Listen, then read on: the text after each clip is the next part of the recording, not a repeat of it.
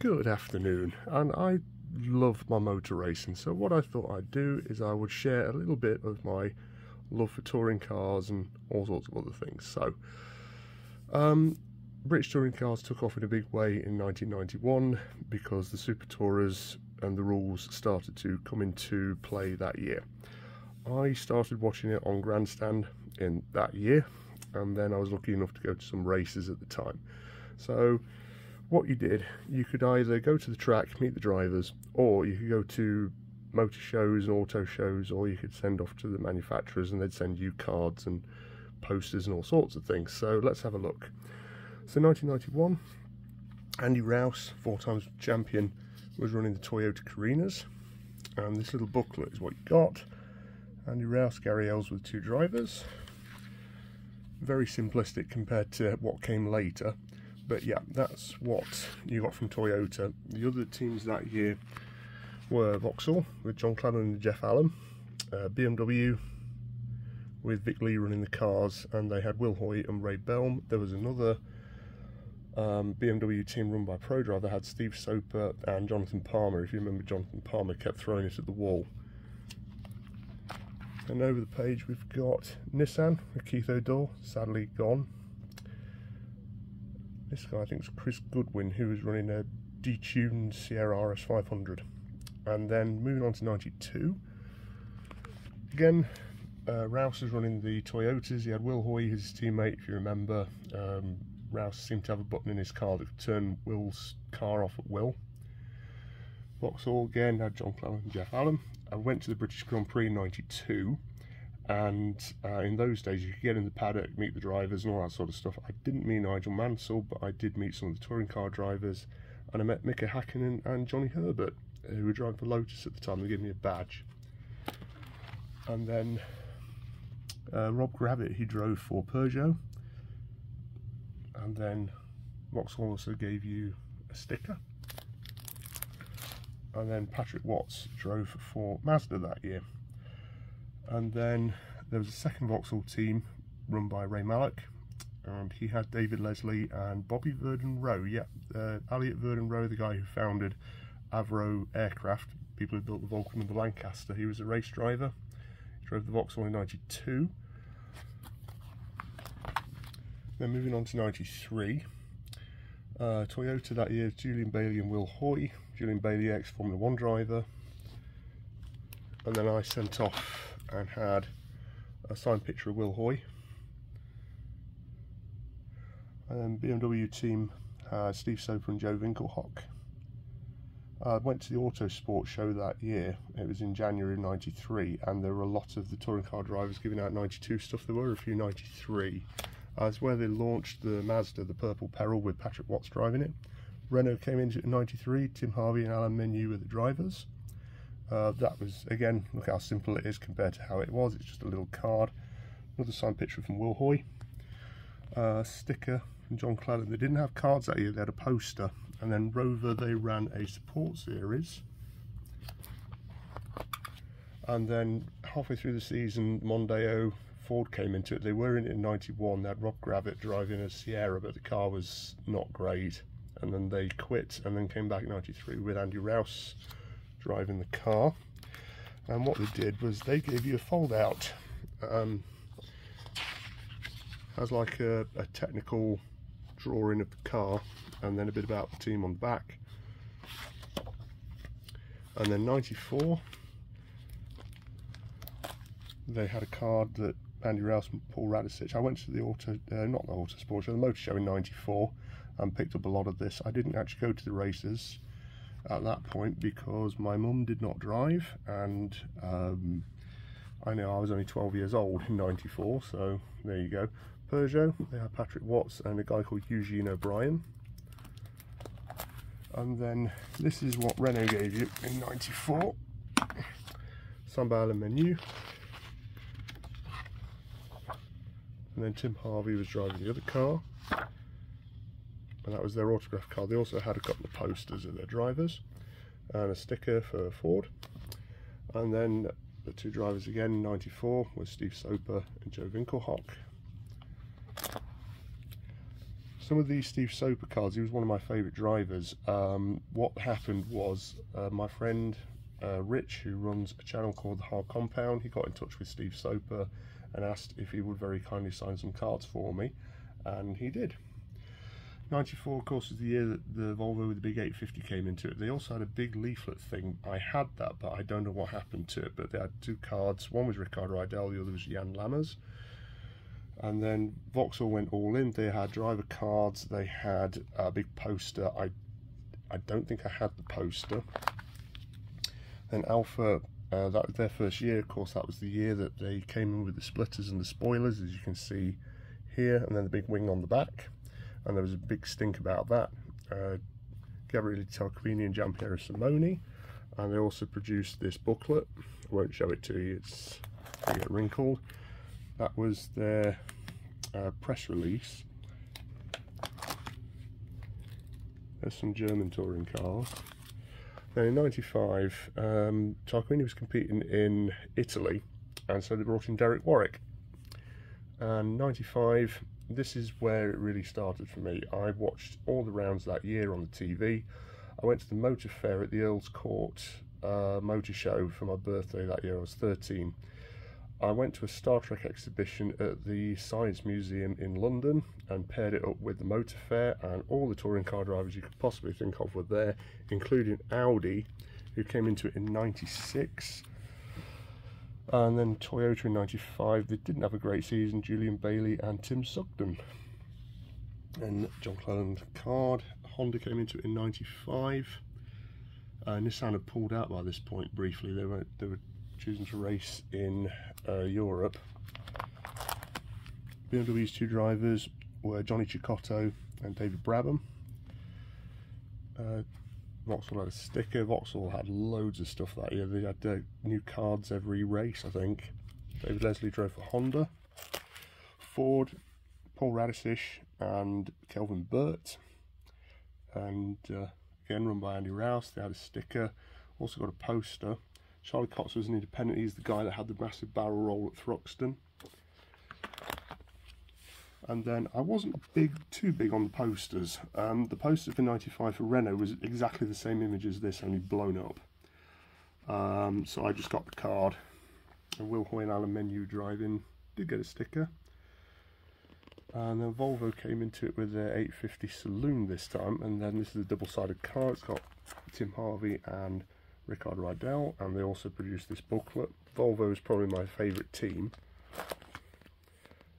And then Roberto Ravaglia is racing in Italy. This is where Frank Bieler, who was racing in Germany, he came to the London to do the launch for 96. He was at the motor fair along with Emanuele Pirro, I think it was. I think they were trying to get Pirro to do the British Championship, but he said no, he wanted to race in Germany. And then in Germany they had for Mondeo again, Riccardo Patrese and Thierry Boutsen driving, a guy called Roland Arsch, and then Ivan Muller drove in the German, sorry, not the German, the French touring cars, and won the championship that year. And then we're into 96, and again I went to the motor show at the NEC, met all these drivers. Joe Winkelhock, Roberto Ravaglia in 96. Ravaglia kept crashing into everybody, I remember. Audi, they went full house. There's all sorts of booklets and posters. I had two posters. I don't remember what happened to one of them, but here is the other poster that they produced that year.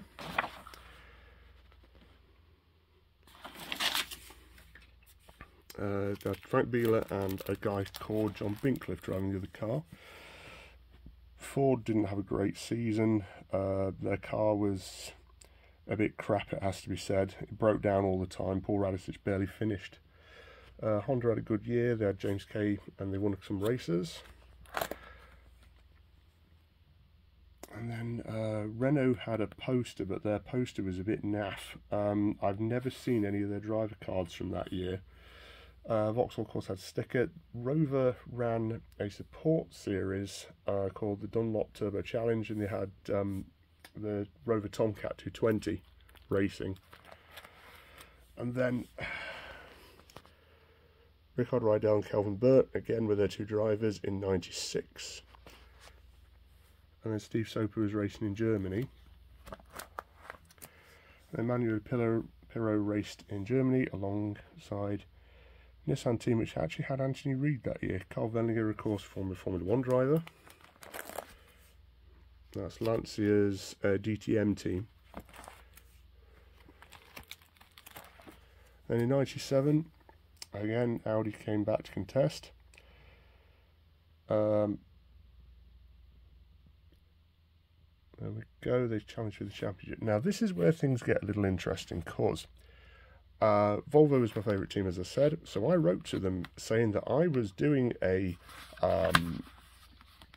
project for school, and they sent me this pack, and it's basically the press release for the new car in '97. I also have a an autographed picture of Tom Walkinshaw further on in this book, which I'll show you. But yeah, they sent a snotty 14, 15-year-old kid a press release that really should have gone out to the newspapers. '97, of course, is Alan Menu. He had it all his own way that year. He won 12 out of 24 races, which is still a record. Will Hoy now drove for Ford. I don't have the Paul Radisich card. Vauxhall had the poster was a bit naff, actually. It was just the car sitting in the pit lane with the two drivers. Peugeot just did a poster, and then Volvo also sent me this card. This is their driver autograph card. Their poster was just basically a drawing. It wasn't great. Got a little pin badge. And then that year in '97, they had Tarquini and James Thompson. And moving on to '98, Joe Winkelhock went back to Germany, raced with Steve Soper. Laurent Aiello was driving. In '97, again, the Motor Prix in the Earl's Court, Audi had all of their European drivers over. So I met Ivan Muller, Emmanuel Pirro, and Ronaldo Capello, who of course went on to drive at Le Mans, and won Le Mans many, many times. So moving on to '98, the car to have that year was the Nissan. In the second half of the year, the Volvo dominated in the first half of the year. That car, probably my favourite touring car ever. David Leslie was a fantastic guy. I met him in '99. He was extremely nice to me as a kid, and so he's one of my favourite drivers. Of course, Ford in '98 had Nigel Mansell driving for him, and Honda had Peter Cox and James Thompson. Tarquini went back to Germany. Rickard Rydell and Gianni Morbidelli were the drivers for Volvo, and Ivan Muller and John Bincliffe were the drivers for Audi. And then, of course, Bathurst 1000 was contested for Super Tourers, and Rickard Rydell won. And this, of course, is Matt Neal. This is where he had the Max Power thing. This is actually a poster. I'm not going to fold it out. Alan Menu didn't have a great title defence.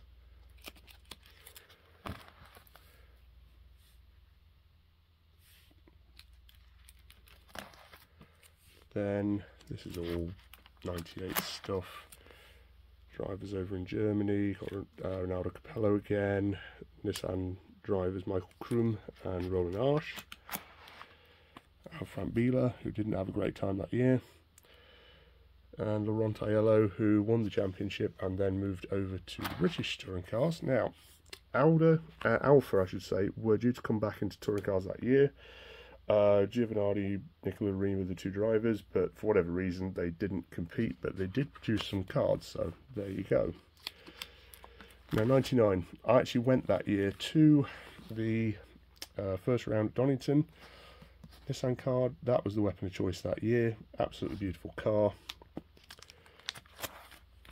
Jean-Christophe Bouillon and Jason Plato drove for Renault. I don't have any of the Ford stuff. Honda, Peter Cox again. Volvo's cards are a bit naff that year. They just basically had stickers which looked like the cards, which were a bit... There you go. It was a bit crap, to be honest. Then Super Touring came to an end in 2000, and everybody pulled out. There were only three works teams. You got Honda, and then Ford. This folds out into a big poster, and it's all about the car, the Mondeo that won that year. It was just an absolute giant killer.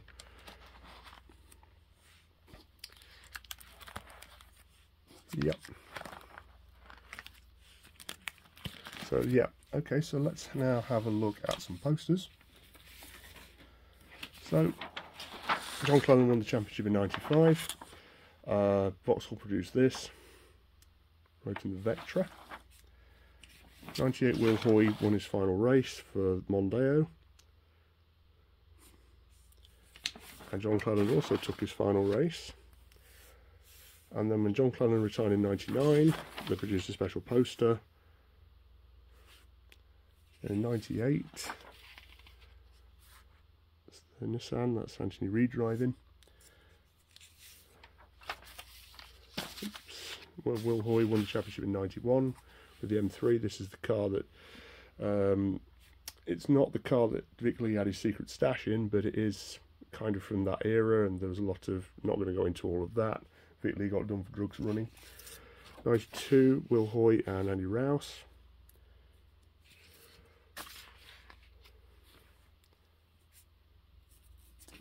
And then the Vauxhall poster from '98 was that.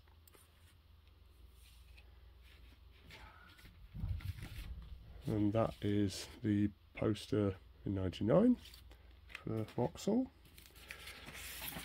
And that was the opening poster that they had in '95 when he won the first round. Volvo won the championship in '98, Rickard Rydell. Peugeot's '97 poster. This is the car that won the championship with Tim Harvey. They did have a poster of the Vic Lee team. It was basically the three drivers, Harvey, Steve Soper and Ray Belm leaning against the car. I didn't get that poster because it looked a bit naff. It looked like they were just standing in a workshop. This is the car that was infamously involved in the drug bust. '96, Peugeot switched to the 406. Then in '93, Nissan won the support round of the British Grand Prix after Toyota imploded and put each other on the roof. Signed by Keith O'Dore, sadly no longer with us. '93, that's the poster with John Clelland and Jeff Allen. Just see John Clelland has signed it right there, but it's a bit faint. It's the '95 Mondeo poster. '99, there's the Renault Laguna, it's past its best.